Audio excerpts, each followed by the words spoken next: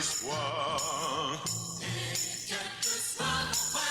et quel que soit le Dieu que tu vénères, ou quelle que soit ta foi, pax minibus, pax minibus, pax minibus, pax minibus.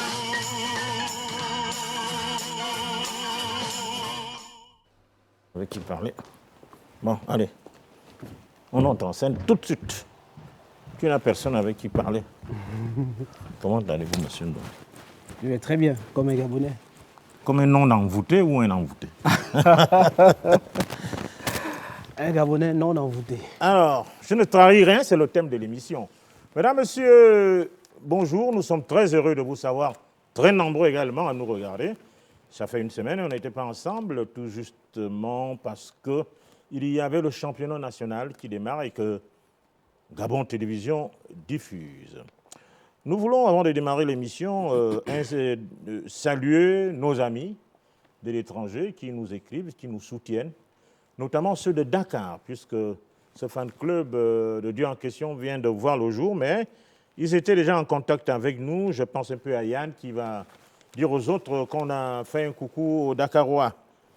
Alors, comme vous le savez, nous sommes en fin d'année, et chaque fin d'année, on peut faire des bilans, on peut faire une introspection.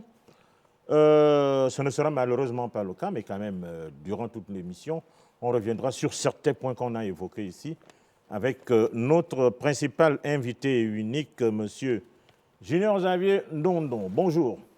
Bonjour, monsieur Mekabengema. Alors, avant de rentrer dans le vif du sujet, c'est-à-dire dans l'envoûtement, il y a quand même 2 semaines, je crois, nous avons parlé de mariage ici. Mais nous voulons avoir votre point de vue, nous dire quelle est la différence entre le mariage traditionnel et le mariage coutumier. Monsieur Mekabengema, merci. Et chaque fois que Gabon Télévision m'invite, c'est un honneur de venir pour répondre à vos questions parce que nous sommes là pour partager, enseigner et donner aux Gabonais la bonne information afin que chaque Gabonais dûment informé se gouverne en conséquence. Il y a 2 mois, j'étais ici, en octobre, 2 mois, nous avons parlé du mariage. Je vous disais que le mariage, ce n'est pas pour tout le monde. Pourquoi? Parce qu'il y a des prérequis avant de parler de mariage. Je vous ai dit que pour se marier, il faut être un homme. Or, tout le monde n'est pas homme, malheureusement. Parce Avec grand H ou bien... Oui, parce que quand vous sortez du ventre de votre mère, vous sortez sous votre forme animale. Vous ne savez rien faire, vous ne savez ni manger, ni écrire, ni lire, vous n'êtes pas social, vous êtes sous votre forme animale. Et là, vous sortez comme un mâle ou comme un garçon. Ça correspond à une étape sur le plan physique, mais aussi à une étape sur le plan spirituel. Et c'est de ça que vous parlez. Donc, quand un homme n'a pas encore quitté de mâle pour devenir un garçon, c'est un coureur de jupons ou c'est une coureuse de jupes, pour comprendre. Quand un homme court derrière toutes les femmes, c'est encore un mâle, ce n'est pas encore un homme. Il faut qu'il quitte de l'étape de mâle sur le plan spirituel pour devenir un garçon. Et c'est quoi un garçon? C'est celui qui a sa maman, en qui il a extrêmement confiance. Il ne fait confiance qu'à sa maman. Il ne peut pas choisir une femme ou une fille ne peut pas choisir un homme sans l'avis de papa ou de maman. C'est ça un garçon. C'est encore un petit enfant sur le plan spirituel. Quand vous quittez cette étape, vous devenez maintenant ce qu'on appelle, pour les hommes, vous devenez maintenant un humain. Pour les femmes, une humaine. Un humain, c'est celui qui vit dans une société. Ah, bon, comme on a dit que tel clan ne doit pas épouser tel clan, telle ethnie ne doit pas être mariable, on ne doit pas épouser X ou Y, moi je ne peux pas. Même s'il est amoureux, il n'est pas capable de le faire. Il se limite aux conventions humaines, aux conventions sociales. Comme on a toujours dit qu'on ne doit pas épouser les femmes de telle nationalité ou de tel clan, moi je ne le fais pas. Quand bien même son âme sœur est d'un clan, il ne le fera pas. Ça, c'est ce qu'on appelle un humain. Maintenant, quand vous quittez cette étape, vous devenez ce qu'on appelle un homme. L'homme, c'est celui qui dit « moi, je veux cette femme ». Et il est prêt à braver monts et montagnes pour la voir. Et quand il a cette femme, il est prêt à payer la dot, à en assumer les conséquences et à faire le nécessaire pour avoir cette femme et la garder. Si cette femme a été travaillée par ses parents pour être stérile, il va faire ce qu'un homme doit faire pour qu'elle enfante. Si cette femme, ses parents ne veulent pas la donner en mariage en prétextant la dot, il va se bagarrer comme un homme pour la doter. Et quels que soient les obstacles, il va tout faire pour prendre cette femme dans sa maison. Donc, pour être un homme, il faut quelqu'un qui ait le courage de ses opinions et qui est prêt à dire à son père et à sa mère, moi j'ai décidé d'épouser cette femme, advienne que pourra, je l'épouse, elle sera mienne. Il faut une femme qui est prête à dire, papa, maman, voici l'homme de ma vie, je vais en mariage avec lui. Que tout le monde soit d'accord ou pas, moi, c'est lui. Et quand vous êtes un homme, vous êtes capable de dire, bon, mon père a fondé le village chez vous à Minzik, moi, je ne veux plus vivre ici avec femme et enfants, je me lève, je vais prendre ma brousse, je crée mon village avec mes principes, avec mes valeurs, avec un nom, avec mon identité, parce que vous êtes arrivé à un âge de maturité. C'est ça qu'on appelle un homme. Et quand vous avez fini cette étape d'homme, vous rentrez dans ce qu'on appelle être un père. Donc vous devenez un étendard pour une famille. Enfant, on dit souvent, on va au tel. Par exemple, chez nous, on va au Mbembem. C'est le clan des lions. C'est parti d'un homme qui a posé des actes héroïques. Donc quand on parle de mariage, n'épouse pas une femme, quelqu'un qui a encore un mâle, qui épouse une femme pour après aller la tromper. Non, c'est pas ça. Donc, une fois que c'est dit, maintenant on rentre dans la différence. Il y a le mariage spirituel. Le mariage spirituel, vous voyez, quand Dieu crée l'homme et la femme sur la terre, il est créé à deux. Chaque homme qui descend sur terre a sa correspondance féminine, ce qu'on appelle en français âme sœur. Dans les Manganga, on appelle ça Ka et Ndom, parce que dans les Manganga, en réalité, il n'y a pas mari et femme, c'est une notion en français. Chez nous, c'est frère et sœur. Vous êtes nés sur terre pour rencontrer la femme qui vous correspond, avec qui le niveau de compatibilité est à 100%. Aussi longtemps que vous ne rencontrez pas cette femme sur votre vie, vous n'avez que des difficultés, que des querelles, que des problèmes, que des chamailleries, que des infidélités, que des tromperies à ne pas en finir. Et ça, c'est un problème au Gabon. Chez nous, enfants, il y a un adage qui dit « Balou qui yamina ». On n'épouse pas la femme qui n'est pas la vôtre. Vous devez donc, avant de penser mariage, d'abord chercher la femme qui est pour vous, la femme qui vous correspond. C'est pour ça que dans nos villages, il y a très longtemps, chez les anciens, on n'épousait pas n'importe qui. Nos grands-mères, ma grand-mère par exemple, elle est venue en mariage à 12 ans. Elle est partie de son village Ndame Sengi pour venir à Yenvam chez mon grand-père. Elle avait 12 ans. Donc on ne donnait pas les filles en mariage chez nous très tôt au hasard, non. C'était travaillé. Il y avait des gens qui regardaient, qui scrutaient les familles, les compatibilités. Or aujourd'hui, tout le monde se dit « ouais, je vais me marier », mais ce n'est pas ça. Et c'est pour ça qu'il y a plein de divorces. Le mariage spirituel est un rituel qui se fait malheureusement dans la stricte intimité. Et quand il y a un mariage spirituel entre deux personnes, on unit les âmes. Donc vos âmes deviennent intimement liées. En fait, vous vous retrouvez sur la terre. Et une fois que ce mariage est établi, il n'y a aucune possibilité de tromperie, aucune possibilité d'adultère, non. Et quand vous êtes marié spirituellement à une femme, vous ne pouvez pas tenir dehors. Dès qu'il est l'heure, vous courez pour entrer parce que votre femme vous manque, parce que votre mari vous manque. Alors le mariage spirituel ne reconnaît pas la polygamie, on dirait. La polygamie... Parce qu'en ce moment-là, à quel moment on commence à être polygame? On commence toujours par une tricherie. Non, justement. Tout le monde n'est pas fait pour être polygame. La polygamie, je regrette, ce n'est pas l'adultère, ce n'est pas, excusez-moi du terme, la bordellerie, non. La polygamie, c'est d'abord un homme qui, à cause de la charge énergétique qu'il porte, il est emmené à prendre plusieurs femmes. D'abord pour tisser plusieurs alliances, ensuite pour pouvoir porter toute l'énergie qu'il a. Vous voyez un homme qui a ce qu'on appelle chez nous, Sarabir, il a le reliquaire. C'est un homme qui doit parler avec ses ancêtres. Une seule femme ne peut pas entretenir toute cette énergie. Il a besoin de plusieurs femmes, donc de plusieurs alliances pour le faire. Vous voyez, quand vous devenez un homme, vous avez fait votre village, vous avez besoin d'avoir des alliances, des alliés. Vous êtes donc emmené à prendre plusieurs femmes pour tisser des alliances, parfois pour les respecter. Or, aujourd'hui, quelqu'un qui veut satisfaire ses bas instincts parce qu'il a encore un mal dans son esprit, il veut juste courir derrière toutes les femmes qu'il voit, il pense faire la polygamie. Non. Quand vous faites la polygamie, vos femmes sont dans la même maison, elles partagent la même cuisine, les enfants sont élevés de la même manière, il n'y a aucune différence entre l'enfant de tel et de tel. Et quand ces enfants se présentent chez nous les femmes, il dit « je suis tel de tel clan », du clan maternel, il commence à citer tous ses oncles maternels. Parce que quand vous êtes polygame, vous assumez que vous avez plusieurs femmes, plusieurs alliances, plusieurs énergies que vous gérez. Je vous ai dit ici une fois, la femme, c'est la puissance de Dieu. Donc si vous n'êtes pas déjà capable de gérer toute l'instabilité, toute la puissance qu'une seule femme contient pour la canaliser, comment voulez-vous gérer 2 ou 3? Ce n'est pas possible, c'est du suicide.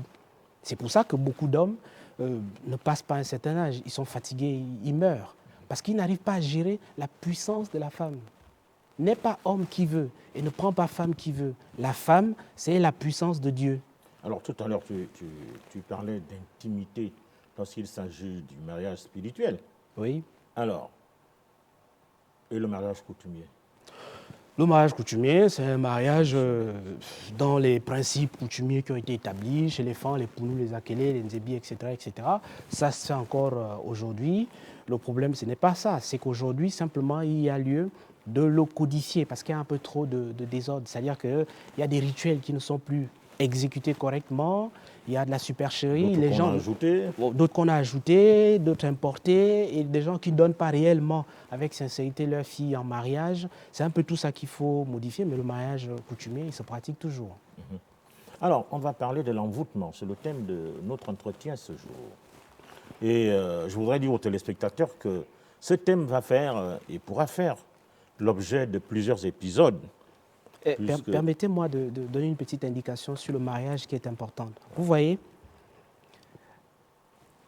quand vous rencontrez la femme de votre destinée,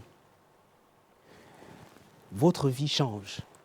Cette femme devient un apport, un supplément pour vous permettre de développer le potentiel qui est en vous.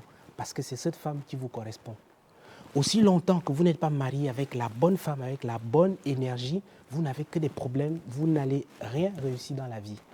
Vous voyez, par exemple, parfois, pour ne pas parler de soi, j'étais assis dans mon village de Mbenguer, le 17 avril 2021, quand j'ai enterré mon père, Fendoualor, le 16. Je me suis assoupi l'espace de 2 secondes, mes yeux se sont ouverts et j'ai vu mes ancêtres, délégation, m'amener une femme à la main. Ils m'ont appelé, papa, oui, viens, nous t'avons donné une femme. 8 mois plus tard, j'ai rencontré ma femme. On s'est rencontrés pour la première fois, comme on dit, yeux dans yeux. Dès que nous nous sommes vus, nous ne sommes plus jamais séparés jusqu'à demain. Jusqu'à demain, on ne s'est plus jamais lâché une seconde. Et je ne sais pas encore si on s'est chamaillé, je ne sais pas, j'attends. Si on a un problème, j'attends. Ce n'est pas encore arrivé jusqu'à demain. Donc, quand vous rencontrez la femme qui vous correspond, vous n'avez aucun problème. Ou l'homme qui vous correspond. Ou l'homme qui vous correspond, vous n'avez aucun problème. Souvent, les erreurs, c'est que les jeunes ou les jeunes femmes, hommes, sont tentés de rentrer dans des relations pour des mauvaises raisons. Il faut chercher la femme ou l'homme de sa destinée pour des bonnes raisons. Et quand vous le rencontrez, votre vie est Alors, vous avez eu cette chance de vision. Alors, oui, mais justement, les autres feront comment? Parce que c'est pour ça que je suis à la tête d'une organisation qui remet les pendules à l'heure.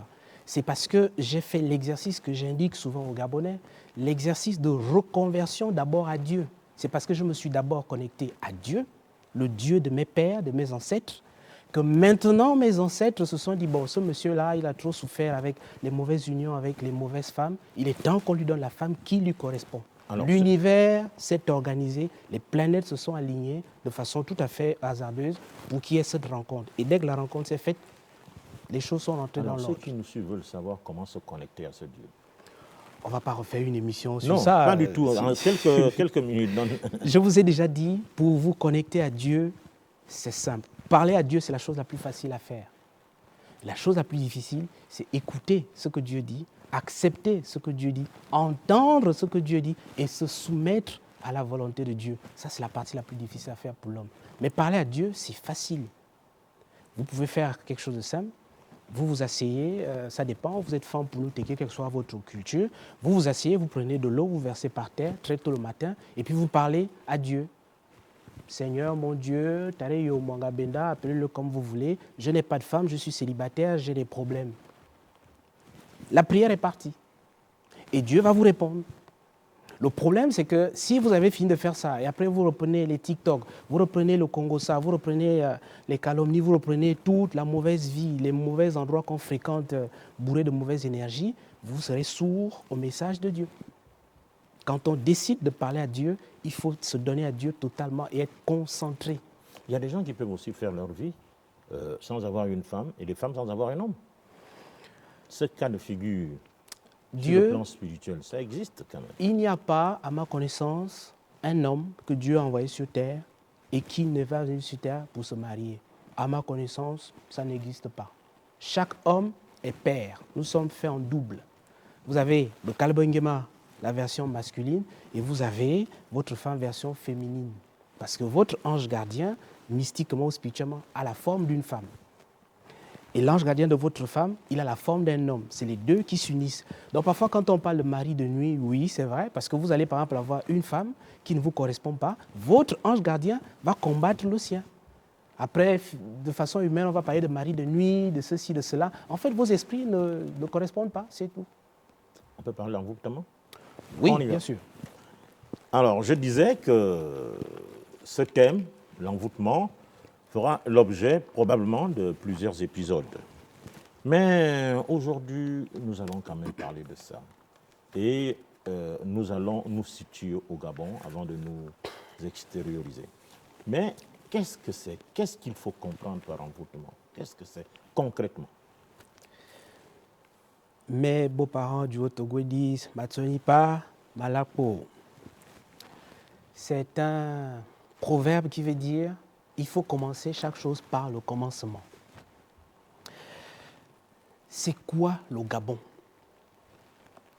Parce que parler d'envoûtement du Gabon, il faut d'abord que les Gabonais comprennent. C'est quoi le Gabon? Le Gabon, c'est, et je le parle en français... On va directement au Gabon? Je voulais faire une fausse sortie. Monsieur Bekabengema, qu'est-ce que c'est? Je suis président d'un ordre traditionnel. Oui, bon, d'abord, on veut savoir. Je suis pas un ganga. En quelques deux mots. Oui, mais je ne suis pas un ganga pour parler des envoûtements des individus. Ce n'est pas mon rôle. J'ai des collaborateurs pour ça. Mon rôle, c'est de parler de l'envoûtement du Gabon. Alors, qu'est-ce que c'est au Gabon alors? L'origine, le Gabon, c'est ce qu'on appelle le jardin d'Éden. Si Adam et Ève ont vécu en ce nom-là, c'est au Gabon qu'ils ont vécu. Quand Dieu a créé le monde, on dit quelque part que l'esprit planait au-dessus des eaux. C'était au Gabon. Le Gabon, c'est le jardin de Dieu. C'est son périmètre. C'est son royaume. Quand je parle du Gabon, vous comprenez que ça part de l'Atlantique jusqu'à l'océan Indien, en passant par la RDC, le Kenya, tout ce périmètre, c'est ça que j'appelle le Gabon. C'est ça le jardin d'Éden. Donc, quand Dieu a créé le Gabon, il a placé dans son jardin des gardiens. Chaque peuple du Gabon a été désigné pour être gardien d'une rivière, d'une forêt, d'une montagne, de l'océan. Chaque peuple a été désigné pour garder une forêt. C'est d'ailleurs pour ça que vous voyez au Gabon, nous portons les noms d'animaux, les noms des esprits, les noms des forêts, des rivières, etc. etc.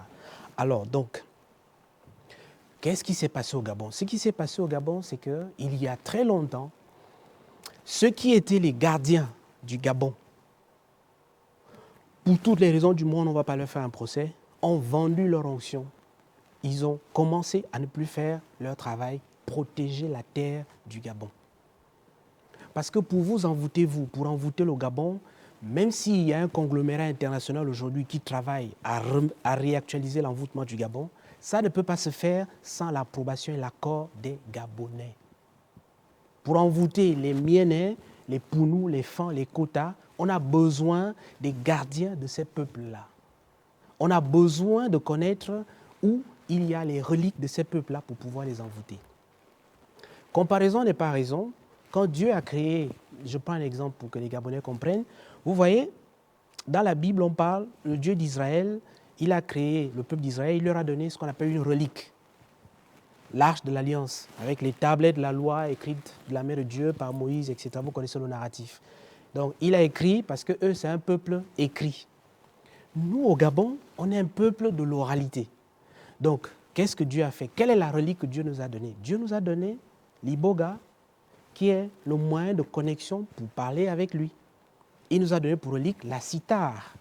Quand la cithare parle, c'est la parole de Dieu qui sort, parce que nous sommes un peuple d'oralité. Quand je parle de cithare, vous comprenez le lendé, le mvète, et c'est ça l'instrument par lequel Dieu parle. Donc quand Dieu parle au peuple gabonais, la Cita, le Mungongo parlent. Parce que nous ne sommes pas un peuple de l'écriture, nous sommes un peuple de l'oralité. Donc, qu'est-ce qui s'est passé? Ceux qui étaient les gardiens de ces reliques au Gabon, qu'est-ce qu'ils ont fait? Ils se sont détournés de leur mission.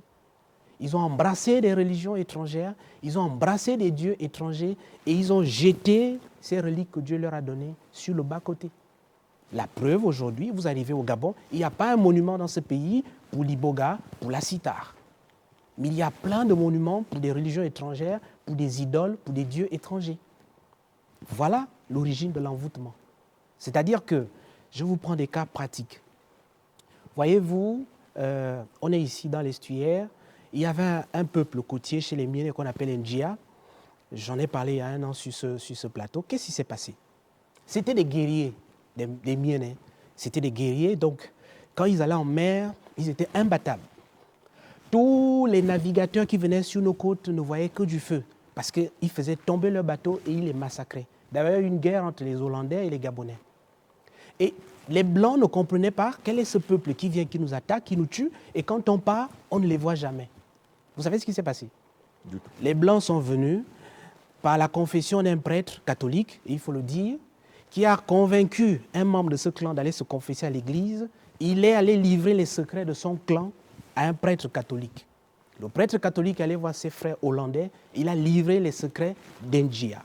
Quand les Blancs sont arrivés, ils ont juste allumé une torche indigène, ils ont soufflé et le village est apparu et ils ont massacré 300 personnes. Vous croyez que quand ces gens-là sont morts, même si on accuse les Hollandais, la faute vient de qui? Un des leurs. Voilà l'origine de la chute du Gabon, la déchéance et de l'envoûtement. Ça s'est fait il y a plusieurs siècles. Les exemples, je peux vous prendre un exemple. Chez moi à Oyem, par exemple, je vous ai dit ici une fois que quand les colons sont arrivés à Oyem pour installer la ville d'Oyem, ils se sont d'abord arrêtés en pays Essangui. Ils ont voulu installer la ville d'Oyem chez les Essangui. Il se trouve qu'il y a un homme qu'on appelait Eyinkwa, Eyi Doumbé, qui était un grand guerrier, un stratège militaire. Il aurait mérité qu'on fasse des odes à sa gloire. Eyi Doumbé avait pour ami Nzanzan un Moboun. Je vous fais une petite parenthèse pour vous dire, les Essangui, les Essabeng, les Essissis, les Moboun sont même pères. Les Essangui commencent par Mbalengui, fils de Ngiakam, ou Ngiebe, qui est donc leur ancêtre. Ce sont tous les enfants des bergers. Donc, Eyinkwa, qui chassait les Blancs dans la province du Wellington pour qu'ils ne s'installent pas chez lui, il a été trahi par ses frères et le clan Nkodjeng à Oyem. Ce sont eux qui sont allés voir les Blancs pour leur dire « Ce monsieur-là, il fabrique des gilets pare-balles mystiques qui font en sorte que les tirs des canonniers des Blancs ne touchaient pas ces guerriers. » On a livré les secrets aux Blancs qui ont assassiné Eyinkwa. Donc quand on parle du meurtre d'Eyinkwa, et quand je vous en parle, il faut que vous sachiez que Eyinkwa, qui s'appelait Eyi Doumbé, a eu pour fils Mezumeyi. Mezumeyi a eu pour fille Assine Meji. Assine Meji est parti en mariage à Yemvamche Ngema Koumbe. Ngema Koumbe a eu Nkungema, le père de ma mère. Donc là, je vous parle de mon bisaïeul, qui a été lâchement assassiné par les siens, par les Français, en complicité avec les siens. Donc voilà comment l'envoûtement de notre pays a commencé, par la lâcheté, la couardise de ceux qui étaient supposés être les gardiens de notre pays. Et quand on a livré les secrets des gilets pare-balles mystiques qu'Eyinkwa fabriquait, les populations du Wellington ou d'Oyem sont devenues vulnérables. C'est comme ça qu'on nous a pris nos reliques. Il y a un exemple que j'aime souvent donner. Quand on parle du reliquaire Fan, du reliquaire Biré, de nos masques qui sont dans les musées occidentaux, les gens croient que ces masques-là sont arrivés parce que les Blancs sont venus voler. Non, monsieur. Les Blancs ont acheté ces masques chez les populations autochtones pour des petites rapines, pour une bouteille de liqueur, pour une petite montre, pour un petit miroir, pour un petit costume, une petite veste. Les hommes au Gabon ont livré leurs reliques à des Occidentaux. Et quand vous avez livré vos reliques aux Blancs, il ne vous reste plus aucune force. C'est pour ça que les Blancs dominent sur notre pays, le Gabon. C'est pour ça que les peuples étrangers dominent la terre du Gabon, alors que nous avons en nous le sang des premiers hommes. C'est nous que Dieu a créé. Ces reliques commencent à revenir. Est-ce que vous voulez dire que il n'y a plus rien à l'intérieur. Après 200 ans, 300 ans, quand aujourd'hui on vous dit que l'Iboga sort du Gabon depuis 200 ans, qui a montré aux Occidentaux ce que c'est que l'Iboga? Qui leur a dit quelles sont les propriétés de l'Iboga? Qui leur a donné le droit d'aller créer des laboratoires, des cliniques, de faire des brevets au nom de l'Iboga, de le vendre en bourse dans leur pays? Est-ce que dans la loi des finances au Gabon, il y a une rubrique de ce que l'Iboga rapporte? L'Iboga rapporte des centaines de milliards pour d'autres pays, mais pour l'État gabonais, ça ne rapporte rien. Et il y a quand même des gens qui sont là pour dire Iboga, Iboga. Alors que l'Iboga, c'est la relique qui protège le Gabon, des Gabonais ont livré les secrets de l'Iboga à des étrangers. Conséquence aujourd'hui, l'Iboga rapporte plus d'argent chez eux. L'Iboga est devenu mondialement une plante qui soigne contre les intérêts du Gabon. Qui a livré à ces gens-là les secrets de l'Iboga?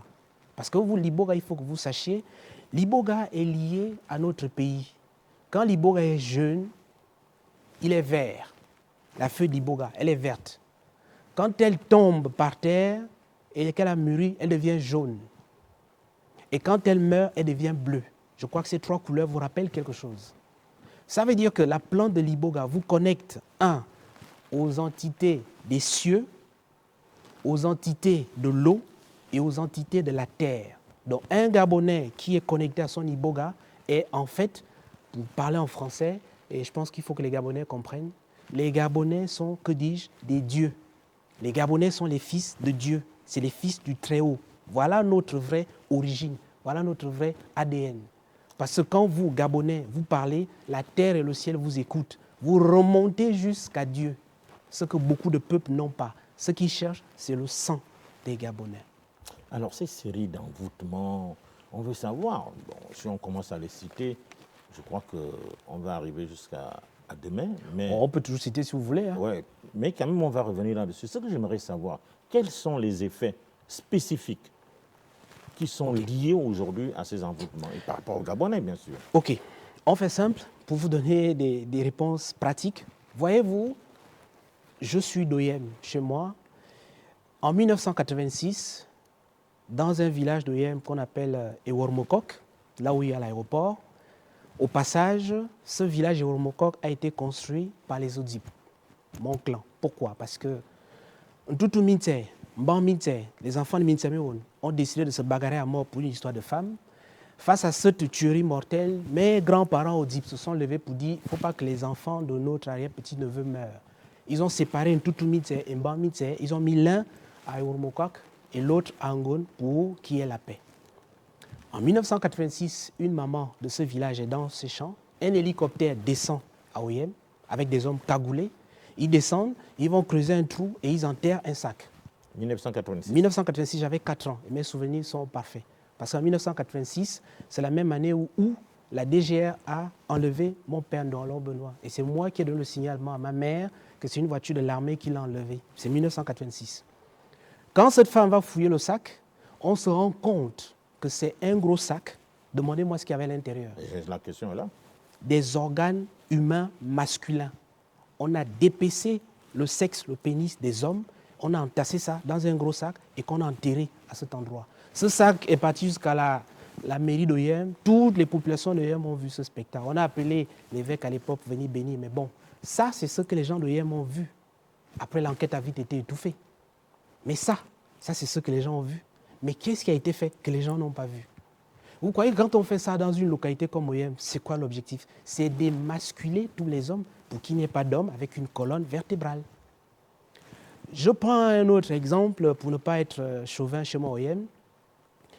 Vous avez une localité comme Kulamutu, sur les bords de la Bouengidi. Des hommes se sont assis. Ils ont pris un peuple, un homme autochtone, gardien du fleuve, un Simba.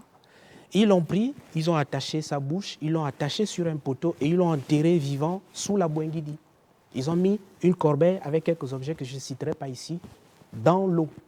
Ce monsieur crie jusqu'à demain pour nourrir un égrégore. Voilà le niveau de satanisme qu'on a fait dans ce pays. Vous voulez que je donne tous les exemples? On y va, ça. Je suis allé dans le cadre de la tournée à Mbigou. Et quand je me suis assis avec les anciens, pourquoi Mbigou est dans le sous-développement? Vous savez ce qui s'est passé? Des hommes se sont levé. Ils sont allés voir, parce que dans la géographie du Gabon, la même montagne qui part de Mbigou, c'est la même qui va sortir à Ibunji. Ouais.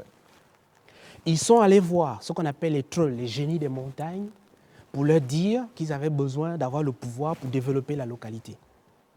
Le troll a dit OK, il n'y a pas de problème, il leur a dit ce qu'il fallait faire. Ils sont revenus par derrière avec leurs amis marabouts et féticheurs étrangers. Ils ont volé un enfant des génies des montagnes. Donc ce monsieur-là, ce troll, ce génie, s'est fâché. Pourquoi vous pouvez venir voler mon fils? Jusqu'à demain, aussi longtemps que cet acte ne sera pas réparé, Bigou n'aura jamais le goudron et Ibunji n'aura jamais le goudron. Vous pouvez tout faire. Le monsieur va se lever, il va frapper son marteau sur la route, ce tonde sismique va casser toutes les routes. Voilà la réalité des problèmes de notre pays. Je ne vous laisse pas finir. Qu'est-ce qu'il faut faire alors? Justement, il faut engager un processus à la fois de restauration. Et c'est pour ça que Dieu, dans sa grande magnanimité, nous a donné une opportunité. Voyez-vous, tout ce que je vous dis, je vous prends un exemple pour que vous compreniez, parce que c'est Dieu qui désenvoûte le Gabon. Voyez-vous, qu'est-ce qui s'est passé dans notre pays? Un certain nombre de Gabonais, sans titre ni droit, sans aucune légitimité, se sont permis d'appeler leurs amis féticheurs, marabouts indiens, marocains, mais vraiment des Asiatiques. Ils sont venus au Gabon, sur nos côtes, ils ont fait des incantations, ils ont fait sortir ce qu'on appelle un sirois, donc un esprit de l'eau. Ils l'ont pris, ils l'ont égorgé pour le pouvoir, parce qu'ils voulaient le pouvoir du Gabon. En égorgeant ce sirois, ils ont fabriqué un fétiche et ils se sont mis à vouloir le verser sur les côtes gabonaises. Vous savez ce qui s'est passé? Les esprits du Gabon ont réagi, se sont fâchés et ils ont pris les vies des Gabonais. Esther Miracle. Le bateau Esther Miracle qui est mort, c'était un sacrifice, c'était une représaille. Ça a été fait dans ce pays. Le problème, c'est qu'il n'y a pas un tribunal mystique pour pouvoir démontrer certaines choses qu'on donne, parce qu'on ne peut pas parler de ça dans un tribunal civil. Mais ceux qui savent, les mystiques du Gabon... on peut vous demander la preuve. Hein? Les mystiques du Gabon savent ce que j'ai dit. Mais la preuve, je la donne, elle est mystique. Est-ce que quelqu'un vous a dit pourquoi ce bateau, pourquoi il y a eu des morts? Il y a eu une vraie enquête dans ce pays? Il n'y a pas eu d'enquête. On a étouffé l'affaire. Pourquoi? Parce qu'on ne voulait pas remonter aux auteurs. Maintenant, certains gangas du Gabon, quand ils ont vu ça, se sont levés dans un quartier Libreville et ils ont décidé de faire tomber ce système. Ils ont abattu ce régime et il est tombé. Quand les gangas se sont unis. Et comment il est tombé? Dieu a fait en sorte que... Ça, c'était la première partie. La deuxième partie, c'était de se dire, on a bidouillé tout le processus que vous connaissez pour arriver à une élection qui devait être contestée. Tous les Gabonais que vous avez vus le 30 août, imaginez que les résultats étaient confirmés comme ça avait été fait. Les Gabonais que vous avez vus sortir devaient sortir pour contester. Et ces Gabonais devaient être massacrés et ça devait être un holocauste géant parce que certaines personnes voulaient, pour le pouvoir du Gabon, sacrifier les Gabonais, avoir suffisamment de sang pour invoquer un démon des nations et l'installer au Gabon. Dieu a dit non. Et ils ont fait même mieux. C'est-à-dire qu'ils ont fait cette incantation pour que tout le sang qu'il y avait à avoir le 30 août, le jour de la proclamation, nourrisse l'égrégore de ce démon. Mais qu'est-ce que Dieu a fait? Dieu s'est suscité un serviteur, des hommes. Il a dit aux militaires d'arrêter tout ce massacre et de libérer les Gabonais. Parce que on a pris, et là ce que je dis, je ne dis pas au conditionnel, j'espère avoir un démenti, on a pris une liste, là, avec des noms, on a remis au chef du CTRI, on lui a remis une liste de noms et on lui a dit, mon général, dans la foulée des émeutes qu'il va avoir, parmi les morts, vous nous tuez telle personnalité. Beaucoup de ces personnes-là sont dehors en train de parler, oui, non, référendum. Le général, président, avait reçu ordre d'organiser leur massacre. Ils devaient mourir dans la foulée. Bref. Donc, qu'est-ce que Dieu a fait? Dieu a dit, vous m'arrêtez tout ce système. Vous arrêtez toutes les personnes qui sont auteurs de ces pratiques satanistes. Vous les mettez en prison. Vous me restaurez ma maison, le Gabon, et vous faites une transition et vous restaurez la première institution qui est l'homme. Donc, Dieu nous a sauvés d'un massacre à ciel ouvert. Parce que ça fait longtemps qu'on massacrait les Gabonais à chaque élection. Il n'y avait pas de réaction. Il y avait donc une raison pour cette fois-ci, il y a une réaction. Alors, pour rester sur ce cas de figure, est-ce qu'on peut dire que le désenvoûtement a réellement commencé? Bien sûr que le désenvoûtement a réellement commencé parce que, je vous dis, quand Dieu, je l'ai dit ici une fois, vous voyez, aucun de nous n'est allé aux élections pour choisir entre le noble épervier de Mivou ou la noble panthère de Bongoville. Les Gabonais sont allés pour choisir l'un ou l'autre. Personne nous n'a voté un militaire. Mais pourquoi les militaires ont pris le pouvoir? Parce que Dieu a décidé qu'il reprend le pouvoir dans son pays. Dieu ne négocie plus avec les Gabonais. J'insiste à chaque fois sur ça. Dieu est passé en DEFCON 2. Il ne négocie plus, il impose. Si nous ne voulons pas suivre, il va nous faire changer dans la douleur. Dieu a pris, vous voyez, le pouvoir, c'est un manteau. Il y a le président de la République, il y a l'individu. C'est deux entités différentes. Quand Dieu prend le manteau président de la République, il le met sur vous. Vous n'êtes plus un homme comme tout le monde. Donc, il y a l'individu du président, l'homme d'Ongoni et d'Oyem. Il y a le président de la République qui est une entité. Donc, quand cette entité, vous l'avez revêtue, vous servez la volonté, les desseins de Dieu. Donc, Dieu nous a envoyé des messages. D'abord, il a arrêté le massacre qui était en cours. Il a arrêté le processus de renouvellement de l'envoûtement. Maintenant, il nous a envoyé des messages pour qu'on puisse régler les problèmes profonds du Gabon. Monsieur Beka, les Gabonais, on a des problèmes profonds, des problèmes compliqués, qu'on ne peut pas régler dans la distraction.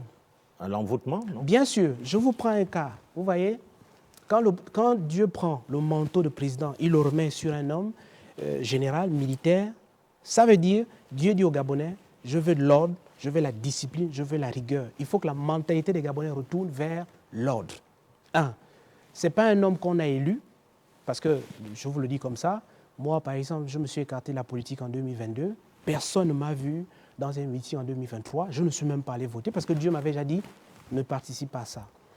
Dieu met un comité de militaires en place pour mettre le Gabon à l'équerre, pour mettre de l'ordre au Gabon.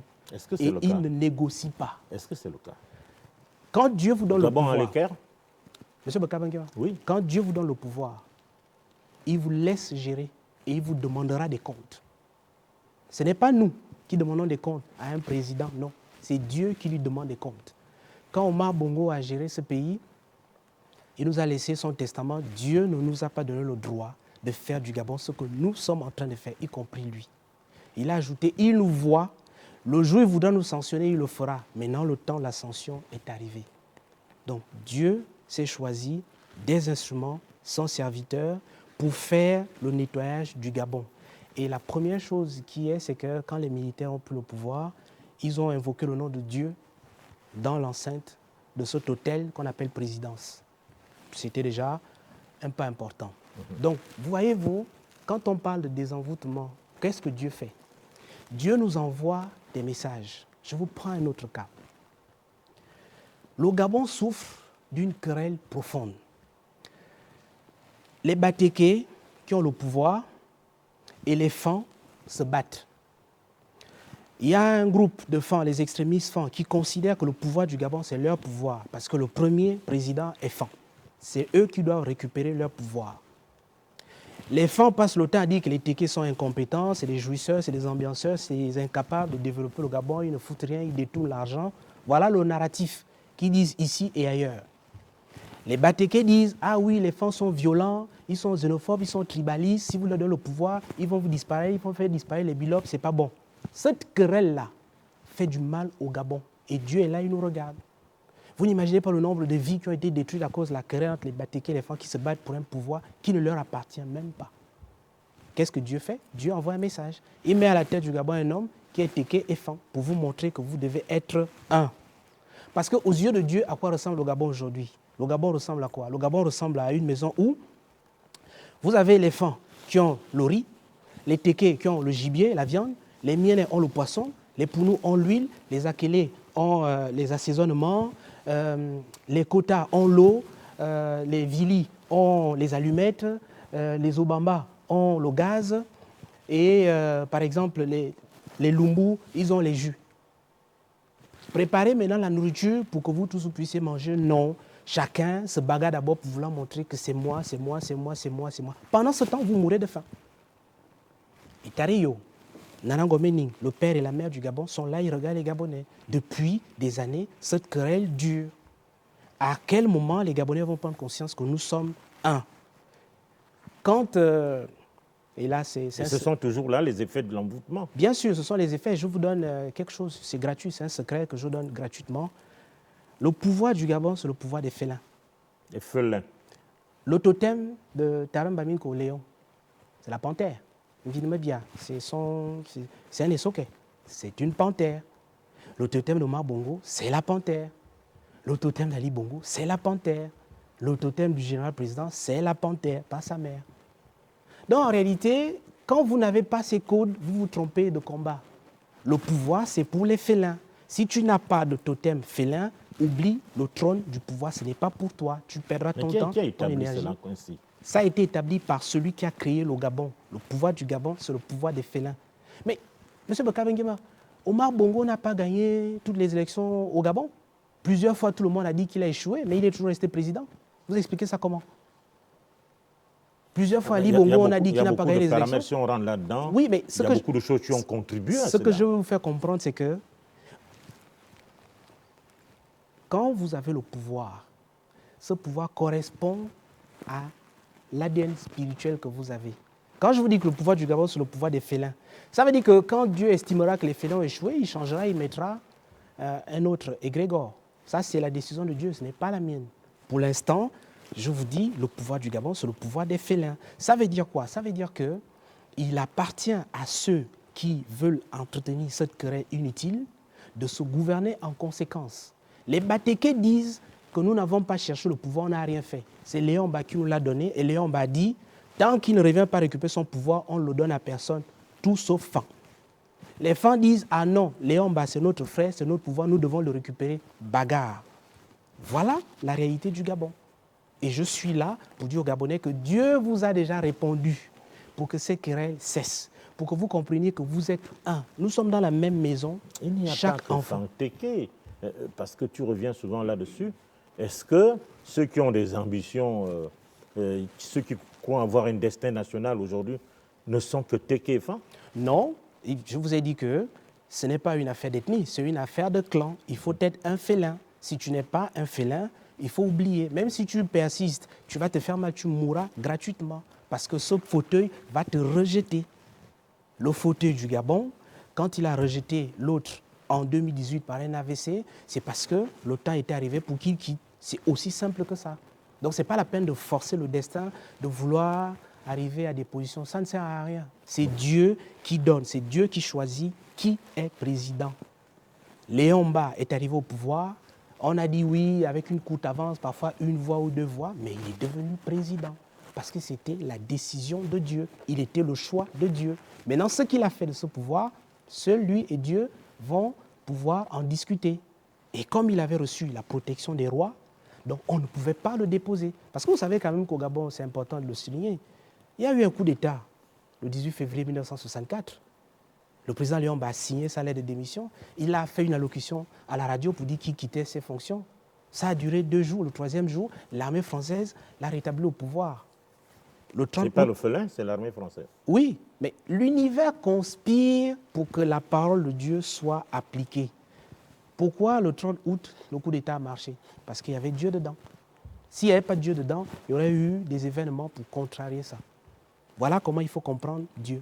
Dieu parle tantôt d'une manière, tantôt d'une autre. Avec autant d'oppression, avec autant d'envoûtement, mais le Gabonais ne peut pas s'en sortir, à ce qui semble, finalement. Le Gabonais peut s'en sortir. Et pour s'en sortir, il faut poser 2 préalables. Le premier, c'est que quand Dieu vous parle, écoutez Dieu, non pas pour répondre à Dieu, mais pour comprendre. Le deuxième préalable, c'est que dans toute situation, la première chose à faire, c'est d'abord de reconnaître qu'on a un problème. Mais bien sûr, pour trouver une solution. Le Gabonais... Et sur le plan spirituel, restons là-dedans. Sur le plan spirituel, la solution, Dieu l'a déjà donnée. Quand je suis assis avec vous en train de parler, je ne parle pas de moi, ni de ma politique, ni de tout ce que je fais. Je parle de ce que Dieu me montre sur le Gabon. Donc Dieu est en train de parler aux Gabonais au moment où vous et moi nous sommes assis. Au moment où certaines personnes prennent la parole ici ou dans d'autres médias, des hommes de Dieu, Dieu parle aux Gabonais. Dieu parle, c'est ouvert. Dieu parle de toutes les manières, mais est-ce que les Gabonais veulent entendre? Les Gabonais ne comprennent pas ceci. Vous voyez, M. Bakabengima, c'est simple. Si vous allez aujourd'hui faire une petite activité économique dans votre village, ce sont les gens de Midi qui vont être les premiers à vous combattre. Mais si un Burkinabé vient dans votre village ouvrir une boutique, tout le monde va lui ouvrir les bras. Le Gabonais n'aime pas son frère. Donc les envoûtements qui ont été faits avaient 3 buts. La haine, la division et le tribalisme. Donc il faut que le Gabonais comprenne qu'un Gabonais comme soi n'est pas ton problème. Quand vous, Tota Bekalenga, vous créez une petite activité, vous déposez vos papiers pour qu'on puisse vous les légaliser ou qu'on puisse vous officialiser un certain nombre de choses, c'est les Gabonais qui bloquent vos dossiers. Vous allez dans n'importe quel bureau aujourd'hui, un Gabonais qui se lève, qui se bat quelque part pour faire sa petite activité, pour nourrir sa famille, pour se débrouiller, c'est les Gabonais qui sont les premiers à le combattre, à le bloquer, à le dénigrer. Je n'ai pas souvent vu les Gabonais dans ce pays dénigrer les Maliens, les Libanais, les Burkinabés qui sont des hommes d'affaires prospères, non. Mais dès qu'un Gabonais essaie de construire une maison, le Gabonais est toujours là en train de dénigrer son frère. Vous livrez 10 bâtiments propres, neufs, le Gabonais ne dit rien. Mais dès qu'il y a une contrefaçon, une erreur sur le 11e bâtiment, c'est là que le Gabonais fait le bruit à son frère. Donc c'est nous-mêmes qui avons nourri tous ces égrégores et ces fétiches qui ont été plantés. C'est nous-mêmes, Gabonais. Les autres sont venus pour nous envoûter à cause de la richesse que nous avons. Mais nous-mêmes, Gabonais, nous avons nourri ces égrégores. Nous ne voulons pas changer de voie. Le Gabonais n'aime pas voir son frère réussir. Quand un Gabonais réussit, c'est toujours un autre Gabonais qui conspire pour venir lui faire des blocages. Les agents de la mairie de Libreville, vous n'allez jamais les voir aller torturer les Libanais, les Marocains, les Sénégalais, commerçants. Non, ils ne torturent que les Gabonais. Les agents de l'administration des douanes, des impôts, etc., vous n'allez jamais les voir infliger des amendes aux Libanais, aux Marocains, aux Sénégalais, aux Français. Non, ils les infligent qu'aux Gabonais. Vous croyez que quand quelqu'un est dans une école, il est professeur de lycée et collège, il décide de coucher avec les jeunes filles, est-ce que c'est le président de la République qui lui demande de faire ça? Quand quelqu'un va à l'hôpital, il refuse de soigner un Gabonais comme lui parce qu'il n'y a pas 5 000, parce qu'on n'a pas payé la consultation. C'est le président de la République qui doit aussi venir faire ça. À un moment, il faut que les Gabonais comprennent que, oui, le conglomérat international a planté des fétiches chez nous pour nous diviser, pour qu'il y ait la haine, pour qu'il y ait le tribalisme, c'est vrai. Mais à un moment, nous devons faire l'effort d'inverser la courbe. Alors cette prise de conscience, à ton avis, elle ne peut pas être collective, de but en blanc, du jour au lendemain, tout le monde décide d'être correct, elle doit quand même être d'abord individuelle. Et c'est à quel moment on peut rendre cela collectif? Quand vous êtes Gabonais, je vous ai dit ici une fois, M. Beka Benguema, je ne connais pas beaucoup de Gabonais qui sont riches normalement. Il y a beaucoup de Gabonais qui sont dans la pauvreté. Riches normalement. Oui, beaucoup de Gabonais vivent mal dans la misère, la pauvreté, c'est vrai. Mais les Gabonais ont la possibilité de s'en sortir. Comment? Chaque jour, quand vous vous réveillez, au lieu de chercher d'abord TikTok ou Facebook ou le téléphone pour chercher les informations, le Congo, ça sur les autres, pour chercher à savoir ce qui ne va pas dans la vie du voisin, pour pouvoir aller rapporter. Non, levez-vous d'abord le matin et dites-vous, ah, mon grand-père est décédé. Pour faire honneur à mon grand-père, qu'est-ce que je peux faire aujourd'hui? Qu'est-ce que je peux faire dans ma vie? Je suis célibataire. Il faut que je me batte pour pouvoir épouser une femme, pour honorer mon grand-père. Ça devient votre challenge de la journée ou de la semaine. Au lieu de passer votre temps dans les bars, dans les débits de boissons, de passer votre temps à dénigrer les autres. Parce que dès qu'un Gabonais fait quelque chose de bien, c'est le Gabonais, son frère, qui vient le dénigrer. On ressemble à un panier de crabes. Et nos familles sont des paniers de crabes. Et le Gabon, en général, est devenu un panier de crabes sur tous les plans. Dès que vous faites quelque chose de bien au Gabon, on ne regarde pas la bonne idée que vous voulez régler un problème. Non, on est toujours en train de dire, mais il veut venir montrer quoi? Lui, c'est qui? C'est l'enfant de qui? Pourquoi c'est lui qui vient construire ici? Pourquoi il construit en dur? Pourquoi il ne construit pas ceci? Voilà la mentalité du Gabonais. Et donc, pour se désenvoûter, il y a la participation du Gabonais. Parce que Dieu fait sa part. Mais chacun de nous, Gabonais, doit aussi faire la sienne. On ne peut pas tout vouloir remettre à Dieu. Ce n'est pas Dieu qui nous a envoûtés. Ta part par rapport au Conseil national des rites et traditions du Gabon, qu'est-ce que vous préconisez? Ma part, c'est qu'en tant que président, j'ai travaillé avec un certain nombre de Nganga pour dire plus de fétiches étrangers au Gabon. On a dit à tous les marabouts et féticheurs étrangers de quitter le Gabon. Mais vous savez ce qui se passe? C'est possible. Oui, c'est possible. Certains Gabonais comme vous et moi vont voir en sourdine leurs saracolés amis pour leur dire « Oh oui, ce qu'il raconte, c'est des bêtises. Lui, c'est qui? Il n'est rien du tout. Il n'est rien au Gabon. Il n'a aucun statut, aucun titre. Continuez à faire nos business. » Pourquoi? Parce que, vous voyez, par exemple, là, il va avoir un remaniement sous peu. Les crimes rituels ont repris. On recommence encore à enlever les gens pour faire des crimes rituels parce qu'on veut le pouvoir, du sang. Mais ça, c'est dans la tête des Gabonais que ça se passe. Je parle, je pose des actes, mais il faut que la majorité des Gabonais comprennent la nécessité pour nous de changer et changer de vie. Parce que la misère dans laquelle les Gabonais vivent... Mais ça marche aussi. Hein. Oui, mais... Monsieur Bekal Benguema, quand vous... Je l'ai dit ici une fois, la première fois que je suis arrivé sur votre émission, je vous ai dit, tous ceux qui ont tué au Gabon, tous ceux qui ont volé l'argent du Gabon, vous avez 6 mois pour demander pardon. Passez ce délai, Dieu va faire de votre vie un enfer. L'année 2025 qui s'approche, c'est une année de justice et de rétribution. Ceux qui ont souffert, qui ont travaillé, vont être rétribués justement. Ceux qui ont passé le temps à faire du mal vont être rétribués malheureusement. 2025, Dieu va faire la justice au Gabon. Les gens qui ont fait du mal au Gabon, leur chute a déjà commencé. Les gens qui ont fait du bien, leur gloire a déjà commencé. Ce n'est pas moi qui le dis, c'est Dieu qui le dit. Et c'est comme ça qu'il passe ces messages. Maintenant, à charge pour les Gabonais d'avoir l'oreille sensible pour écouter. On vous dit que des gens sont venus dans votre pays pour vous envoûter, planter des fétiches partout, dans les carrefours, dans les rivières, dans les fleuves, avec la complicité des gardiens de vos villages qui ont été corrompus. C'est vrai. On ne va plus s'attarder sur ça. Maintenant, on vous dit, Dieu vous dit, j'ai fait en sorte qu'on puisse désenvoûter votre pays. Je l'ai fait dans les mondes supérieurs. Il est temps maintenant que chaque Gabonais le fasse sur le plan humain. Traduction, il est temps que chaque Gabonais prenne conscience, 1, que notre pays a été envoûté, nos vies ont été envoûtées, nos vies ont été vendues. 2, ce n'est pas définitif parce que Dieu, quand il révèle quelque chose, il nous donne la solution. 3, la solution, c'est que nous devons changer notre façon de voir la vie, notre façon de nous comporter. Le tribalisme qu'il y a entre les Gabonais, ce n'est pas normal.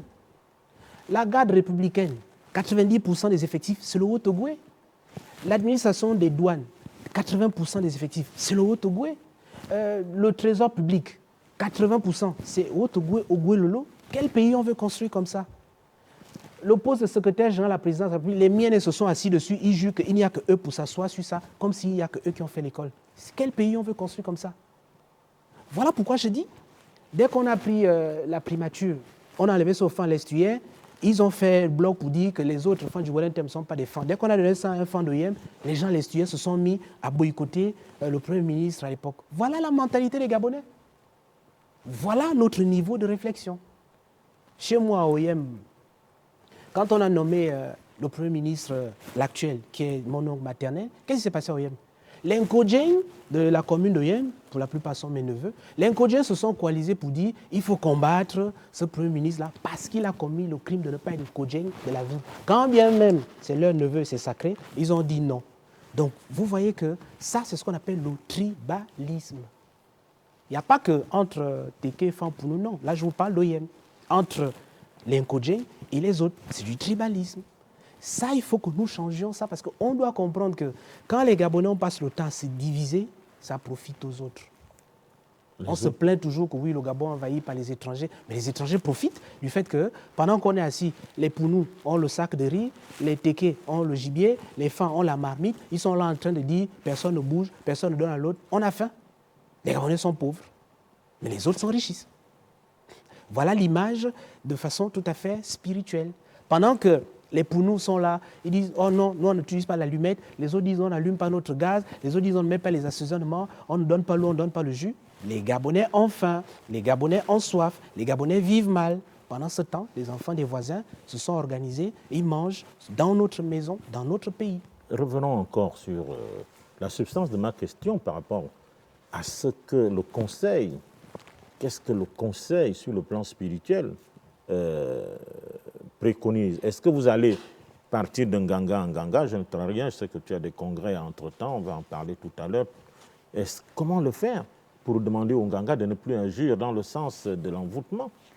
Parce qu'il n'y a pas que l'envoûtement du Gabon. L'envoûtement du Gabon part de l'envoûtement individuel, l'envoûtement des familles. Pour faire ce grand ensemble qu'on appelle le Gabon, et on a besoin de sous-ensembles. Et est-ce que vous allez faire cette campagne-là au sein du Conseil? Nous avons déjà au sein du Conseil fait le tour du Gabon. Nous avons déjà donné le message. Et nous avons prévu tenir un congrès sous peu. On vous donnera les détails. Le congrès, c'est le son de la trompette pour que les mystiques du Gabon se retrouvent autour de la table. Pour que nous puissions disséquer, analyser tous ces problèmes et trouver des solutions ensemble. Pour l'instant, ce que je suis en train de dire, ce que je suis en train de faire, je suis en train de lancer un message à toute la communauté des mystiques du Gabon. Le temps est arrivé pour qu'on arrête le désordre. Voilà le message que je donne. Le temps est arrivé, c'est ce qu'on communique dit, hein. Le temps est arrivé pour qu'on arrête le désordre. Il y a des vrais Nganga au Gabon, il y a des vrais mystiques au Gabon. Je les appelle à nous rejoindre pour faire un congrès. Et même les faux qui se sont corrompus, qui se sont vendus, nous leur disons, vous êtes des Gabonais, revenez autour de la table. Vous pouvez vous ressaisir. Parce que le Dieu du Gabon, c'est un Dieu d'amour.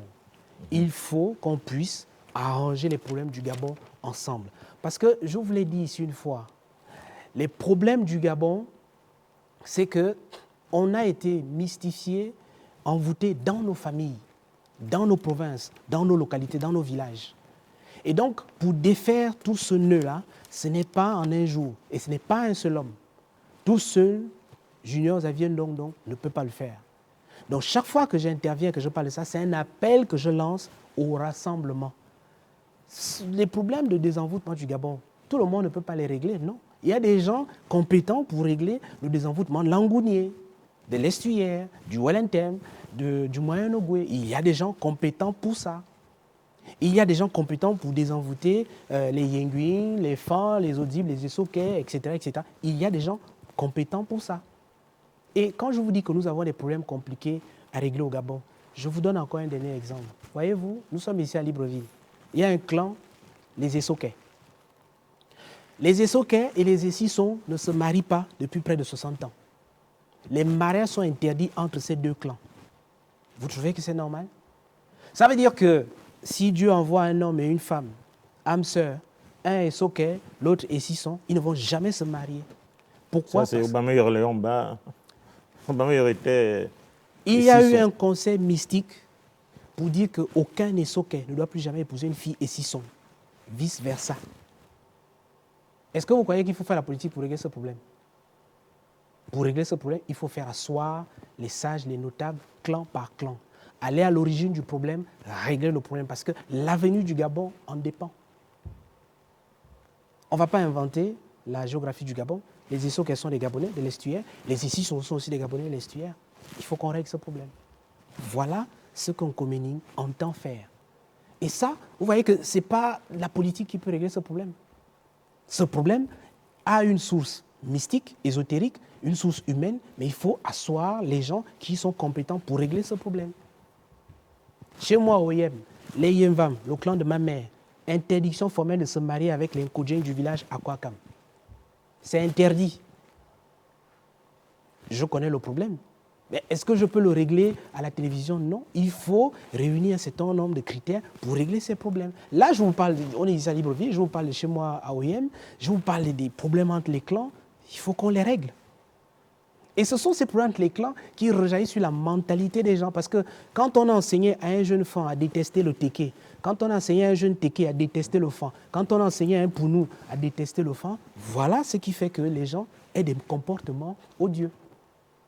C'est parce qu'on a mis dans la tête des Gabonais, depuis qu'ils sont petits, qu'il faut détester tel, il faut détester tel. On a mis ça dans la tête des Gabonais.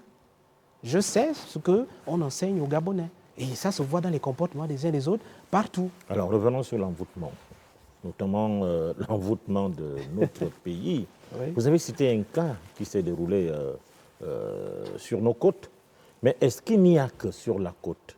Est-ce qu'il y a eu des cas concrets dans nos forêts, par exemple? Monsieur Bokabangema, je vous ai dit à l'entame de l'émission que si on cite les cas pratiques qu'il y a eu au Gabon, il faut faire toute une émission. Non, on ne parle pas seulement de côte, on veut savoir. Je vous ai donné un cas à OIM, je vous ai donné un cas à Koulamoutou, je vous ai donné un cas à Mbigou. Si vous voulez qu'on parle de ces cas-là, on ne va pas finir l'émission. Bon, on ne va pas finir l'émission. Voilà. Je pense aussi que vous devriez normalement essayer d'édifier l'opinion. Bon. C'est ce que nous sommes en train de faire quand vous avez la latitude de nous inviter, parce qu'on vient ici sur invitation et d'être reçu, on dit aux Gabonais la vérité que Dieu nous demande de dire. On dit aux Gabonais que les Gabonais ont beaucoup crié à Dieu. D'accord?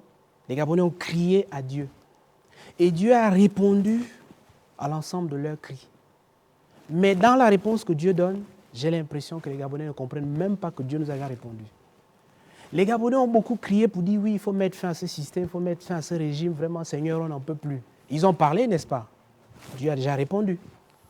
Mais depuis que Dieu a répondu, est-ce que les Gabonais ont dit merci à Dieu? Non. Et les signes par lesquels Dieu a répondu, est-ce que les Gabonais percutent sur les signes? Non. Dieu nous a répondu. Mais il faut aider, mais tout le monde n'a pas la même vision, la même capacité de lecture que toi. Dieu nous a répondu en faisant en sorte qu'il évite à notre pays un bain de sang. Parce que le 26 août dernier, 2023, il y aurait eu un bain de sang. Ceux qui ont invoqué un Syrois et qui l'ont égorgé avaient pour ambition d'envoûter le pays pour au moins 30 ans et prendre le pouvoir du Gabon pour eux. Dieu a répondu. Dieu a dit, par exemple, que les fonctions au Gabon, du moins les fonctions suprêmes, présidence, premier ministre, gouvernement, directeur général, les fonctions d'autorité, voici ce que Dieu a dit. Ces fonctions ne doivent être occupées que par des Gabonais de souche, de père et mère, qui parlent les langues du Gabon. Quand Dieu a dit ça, et que certains ont voulu mettre ça dans la Constitution, les mêmes Gabonais, certains sont allés dire non, non, non, c'est du tribalisme, c'est la xénophobie, parce qu'ils ne veulent pas écouter ce que Dieu dit. Dieu dit, il faut protéger mon pays. Quand le peuple d'Israël, Dieu dit dans la Bible, ne vous mariez pas aux femmes étrangères, préservez votre race. Est-ce que vous avez entendu quelqu'un bouder? Non. Mais pourquoi quand c'est le cas du Gabon, on boude? Parce qu'on n'écoute pas la voix de Dieu. Pourtant, Dieu parle. Parce que Dieu veut que les Gabonais préservent la pureté de ce qu'ils sont. Nous avons perdu le combat de la quantité au Gabon. Nous ne sommes malheureusement pas nombreux. On tient à peine dans 2-3 Iveco, les femmes, les poules, les quotas. Nous sommes condamnés à gagner le combat de la qualité. Mais pour gagner le combat de la qualité, il faut que le Gabonais arrête d'être jaloux de son frère. Il faut que quand un homme gabonais réussit, on célèbre sa réussite et on se dit, il faut que je fasse aussi comme mon frère. Il faut, chez nous les femmes à l'époque, il y avait cette saine concurrence. Quand votre enfant gagne le BPC, tout le monde est content.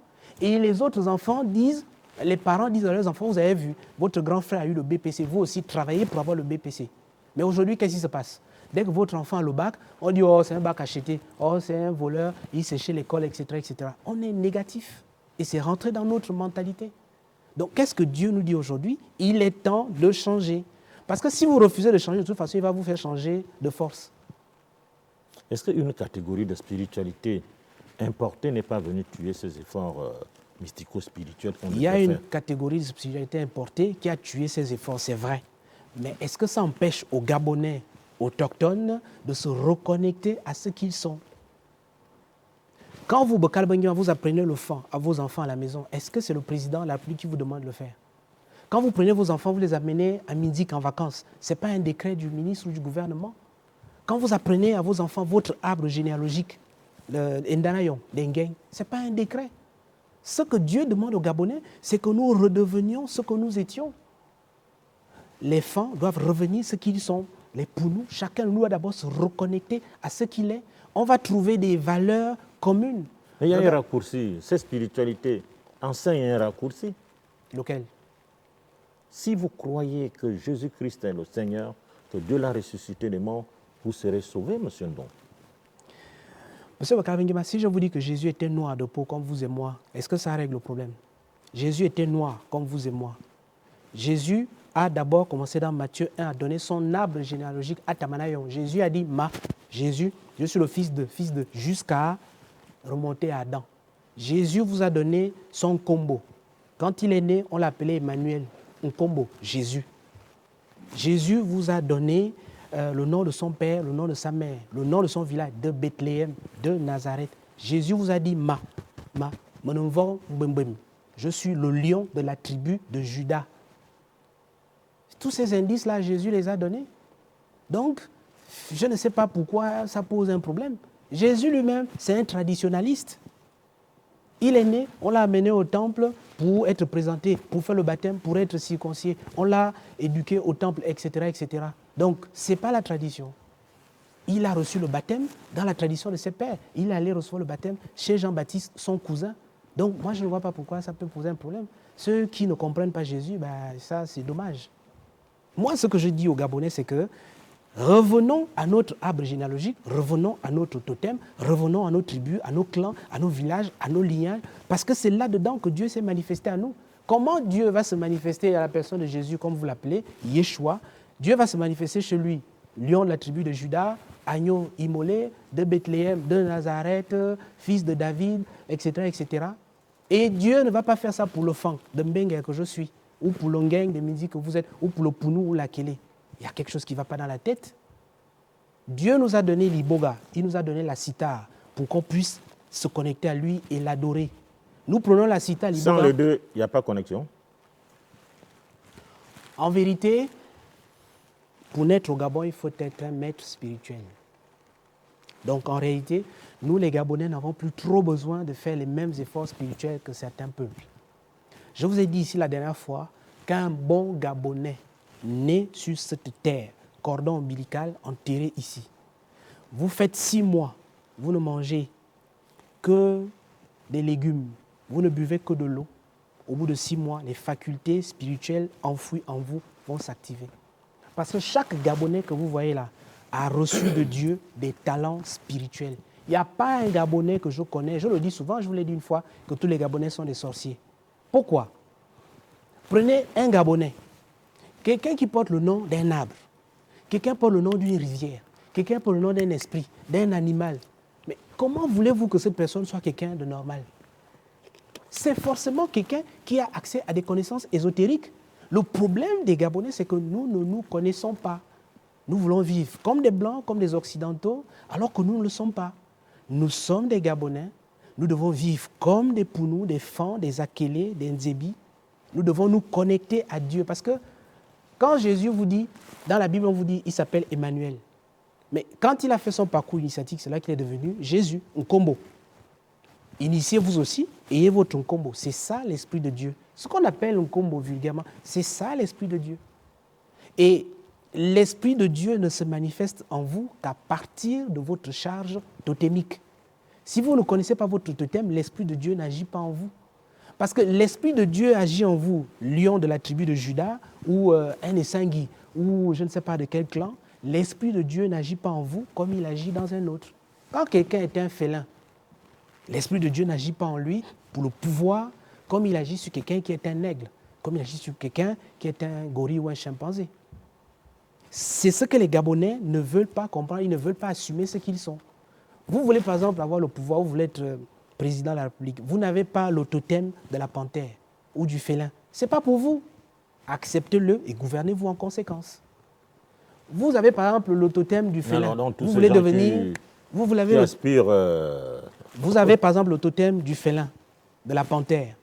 Vous voulez devenir un homme d'affaires prospère. Ce n'est pas pour vous. Vous avez le totem du gorille. Vous êtes un guerrier.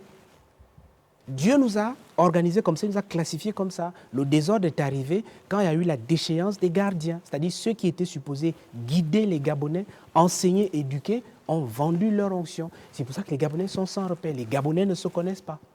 Un vrai Gabonais, quand il se lève, il parle à Dieu. Et vous voyez, il y a des choses qui aujourd'hui me choquent. La femme gabonaise, elle est sacrée. La femme gabonaise est une déesse, une divinité. Quand je vois une jeune Gabonaise va à l'hôpital, au lieu que les médecins la fassent accoucher normalement, le premier réflexe qu'ils ont, c'est de faire les césariennes parce qu'ils veulent avoir un peu d'argent. Ça aussi, ce n'est pas le président ou l'État qui leur demande de faire ça. C'est de la cupidité. Alors que le ventre d'une Gabonaise est sacré. On ne l'ouvre pas en désordre, non. Certaines personnes le savent. Mais ça se fait aujourd'hui dans notre pays. Ça, vous n'allez pas me dire que ça encore va accuser une autorité. C'est un problème de mentalité. Nous ne voulons pas prendre conscience de ce que nous sommes. Nous sommes un peuple qui a une alliance historique avec Dieu, le créateur du Gabon. Les gens qui habitent le jardin d'Éden, nous avons une alliance avec Dieu. Cette alliance implique des sacrifices. Cette alliance implique des privations. Maintenant, nous avons délaissé ces sacrifices et privations pour mener une vie comme tout le monde. Et ça donne le désordre actuel. il y a des choses qui ne sont pas autorisées pour les Gabonais. Parce que l'alliance que nous avons avec Dieu ne correspond pas à ça. Et les gens qui sont venus envoûter le Gabon l'ont su. Ils ont su que ce qui protège ce pays, c'est l'Iboga, c'est la Cita, ce sont leurs reliques. Pour que les gens là se détestent entre eux, ils soient divisés et qu'ils soient tribalistes, il faut placer des fétiches, utiliser les gardiens de leur pays pour les soudoyer, pour les corrompre et créer le désordre que nous avons aujourd'hui. Conséquence, regardez à quoi ressemble le Gabon. Un pays où on a des hommes qui parlent à Dieu. N'importe quel Gabonais que vous voyez, il dort la nuit, il voit des choses qui se réalisent 2-3 jours plus tard. Comment vous expliquez ça? Ce sont les facultés qui sont enfouies dans les Gabonais, mais dont ils ne sont pas conscients. Et au lieu de prendre conscience d'abord de qui ils sont, de ces facultés, tout ce qu'on leur a pris dans la tête, c'est à détester l'autre, c'est à envier les autres, c'est être jaloux de leurs frères. Voilà la déchéance du Gabon. Et ce que Khomeini fait, c'est de dire aux Gabonais que vous êtes des dieux, vous êtes des fils de Dieu, mais vous êtes des dieux qui ont chuté dans la matière, vous avez chuté très bas. Il est temps de vous réveiller, de vous relever. Alors le dire comme ça va s'exécuter également comme ça. La répétition est pédagogique, mais surtout, on ne va pas refaire un certain nombre de débats. Le message a passé, tout le monde sait. Alors vous tentez de fédérer, c'est-à-dire rassembler beaucoup qui font dans les rites et traditions, et on s'achemine vers la fin de l'émission. J'aimerais savoir aujourd'hui à quel niveau vous vous situez. Est-ce que les gens suivent? Est-ce qu'il y a de la compréhension après avoir fait le tour du Gabon?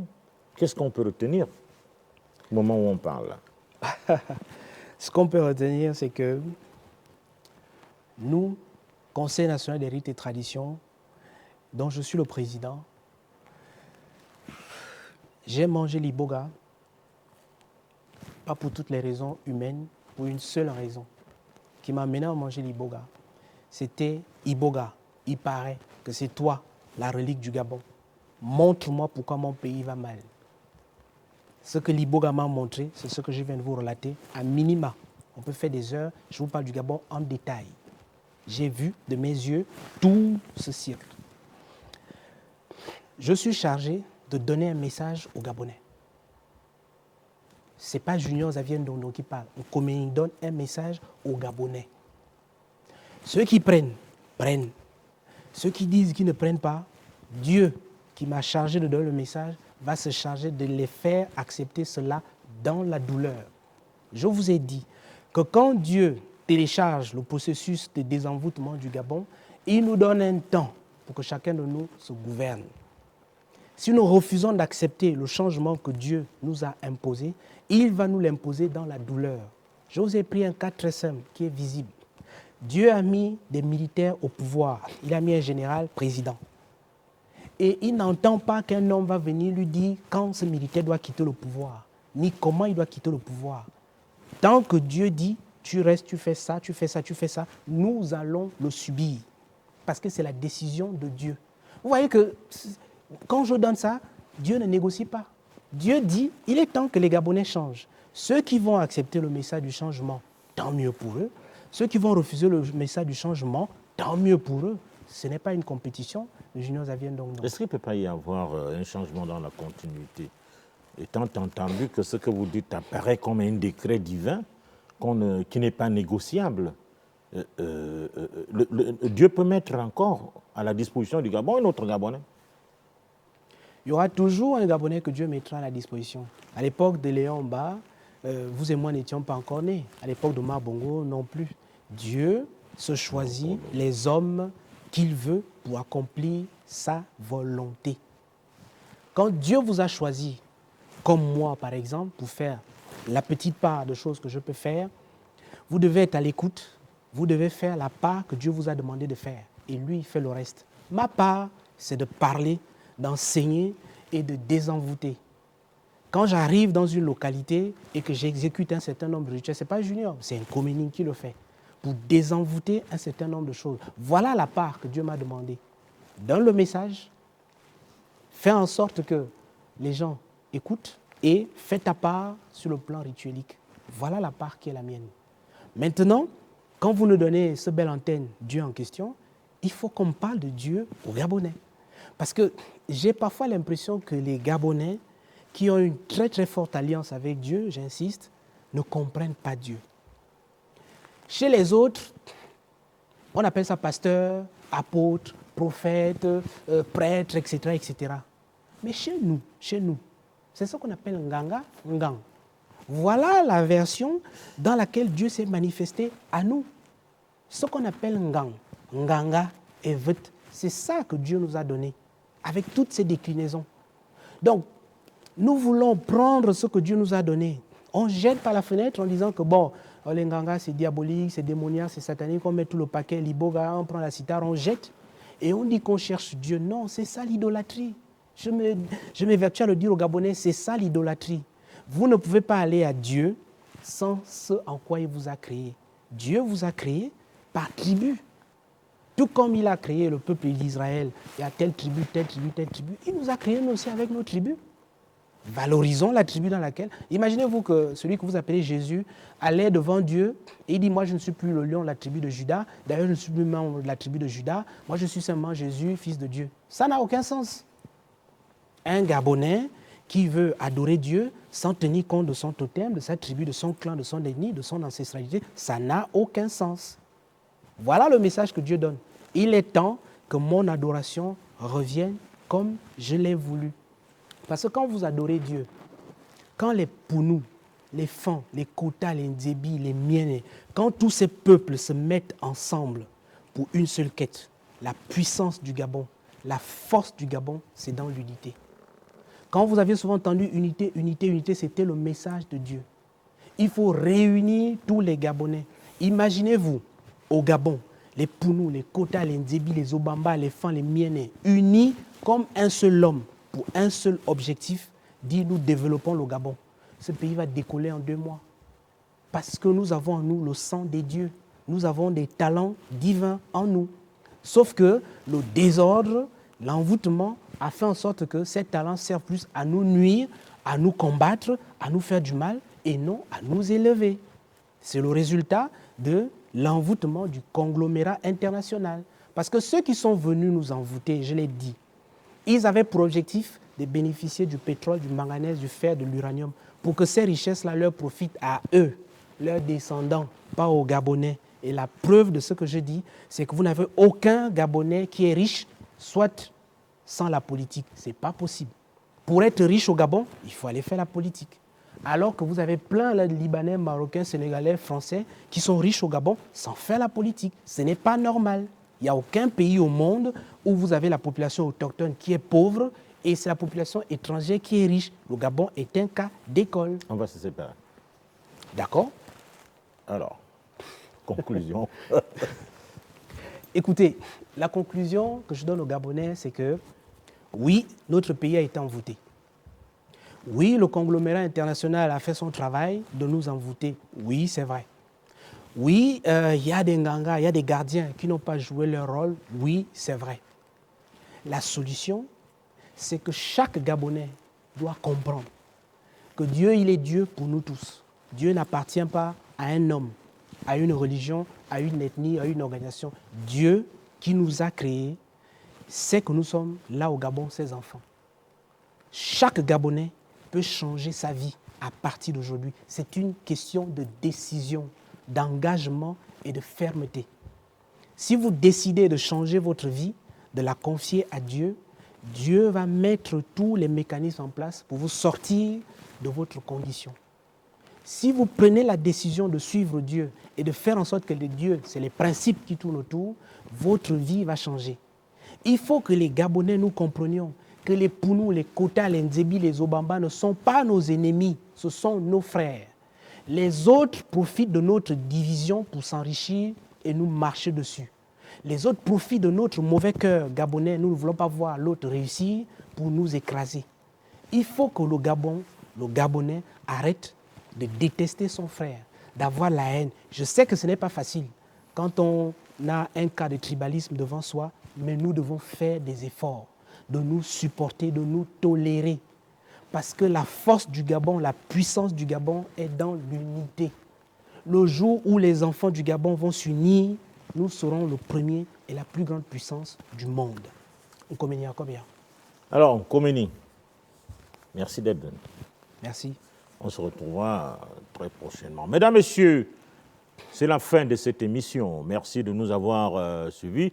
On va se retrouver au prochain numéro. Au revoir.